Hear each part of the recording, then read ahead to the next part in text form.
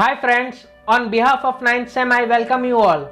This is Manish Patnaik, subject matter expert in 9th SEM. In the last session we discussed about the functional specification. Now we will start discussing from procedural specification. The functional specification of RS-232 specify the sequence of operations that must be carried out when a DTE and DCE are connected.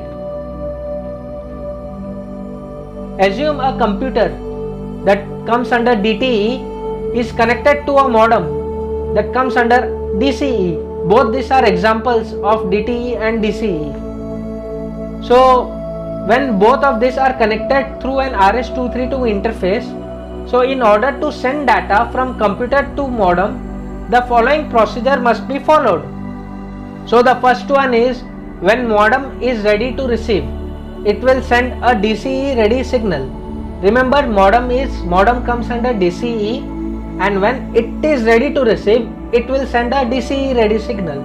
Similarly, when the computer is ready to send the data, it sends a ready to send signal.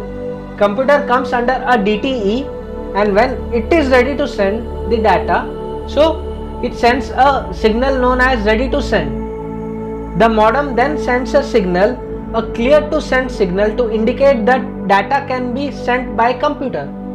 Finally, the computer sends data on transmit data line into the modem. So to make a serial communication possible between DTE and DCE, two types of RS-232 cables exist. They are null modem and straight cable. In the null modem cable, the transmitter pin of the male connector is linked up with the receiver pin of the female connector, and the RX pin of the male is connected to TX pin of the female. If you can see the diagram, there we have clearly mentioned that from pin number 2, that is RX cable, is connected to pin number 3 of DB9 male. Similarly, pin number 3 of DB9 female is connected to pin number 2 of DB9 male, and parallelly the ground, that is pin number 5, it is connected of both male and female connector. Next one is the straight through cable. As the name implies, it is one to one connector. So that is that the transmit pin of one device is connected to transmit pin of another device, and receiver pin of one device is connected to receiver pin of another device. I know it sounds like confusing one. So if you can see the diagram, apart from connections, the cable length depends upon the wiring capacitance. As per specification, the cable length is nearly 80 feet. So if we take a female DB9 connector and a male DB9 connector, in the female DB9 connector, the RX cable, that is from pin number 2, is connected to the male side RX cable of pin number 2.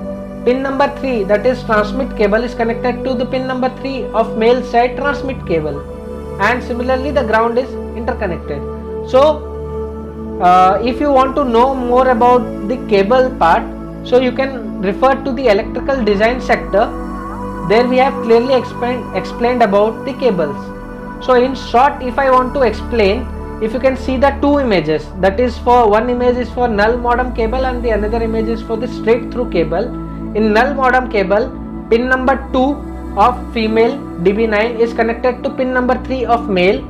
Pin number 3 of female DB9 is connected to pin number 2 of male.